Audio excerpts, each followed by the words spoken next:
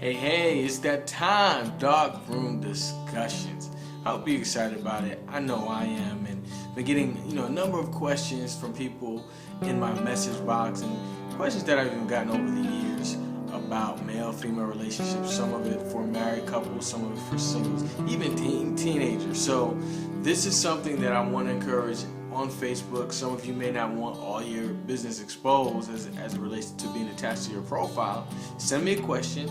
I'll address it. I'll give you my perspective. By the grace of God, I'll give you some good wisdom and insight. And then others can share their perspectives as well. And then you can walk away with something to chew on. Now, disclaimer, I'm not liable for what advice is shared within our community. But ultimately, I believe you will be able to see what you hear for truth and move it forth in a way that's safe and healthy. So let me jump right in here from a lady who submitted this to me. This was a little juicy. Says, so I met a man online about a month and a half ago, only via chat and text. That means the brother got the phone number in a month and a half. He got the phone number only via chat and text. Haven't spoken in about 3 weeks. I'm trying to work with the time frame here. Month and a half, haven't spoken in 3 weeks. Sound like he got that phone number pretty quick. But anyway, he called me today and asked to meet, but he wants me to spend the night and is pretty adamant about that. Whoa. I said I would meet, but I sleep in my own bed. There you go. He then said, I won't try nothing. I told him I can hold my own, to which he replied, okay then, you're bigger than me. You can hurt me easily. I'm sure you can defend yourself. Sounds like he's trying to be funny. Needless to say, the conversation ended for me there. Am I wrong for not wanting to give him a second chance after attacking my weight size? Well look, let me say this. This is a loaded question. It's so much in it. And I'm trying to see how I can hit it in about less than 5 minutes, because I know YouTube time, right? You guys will be out on it. A couple of things. One, I'm glad that you took the stance. You took the stance and said, look, you're not sleeping over. You don't get down like that. I think that's great. All right. I do think it is important to place value in terms of setting boundaries, even in conversation. I'm a little concerned that he felt comfortable enough. I don't know what type of dialogue you guys were having online, text, so on and so forth, but that he was comfortable enough to suggest that you would even sleep over and be adamant about it. And so again, I want to applaud you for taking a stance on that.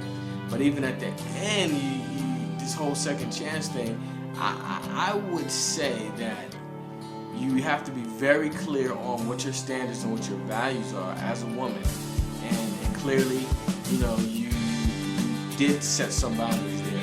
But you gotta be very clear about that and what this brother needs to walk in and how he needs to conduct himself if you guys are going to continue to communicate.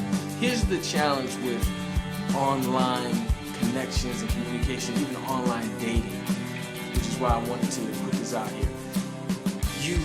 A person can hide, even more so. Now, typically when you start dating, and I'll be talking about that at some point, when you meet someone, you're putting on your best face, right? You're trying to impress. And then over time, you get to know the real person.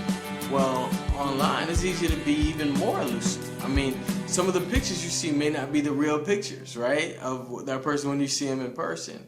And so if you do meet someone online, meet in a neutral area, in a public area, and make it where it can be quick and easy. Something that doesn't have you locked in for a long time.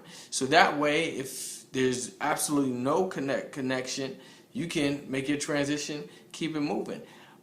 Actually, I believe you should meet in groups. And so I'll pick that up in another darkroom discussion, but I want to encourage you to know your value. You say you're large.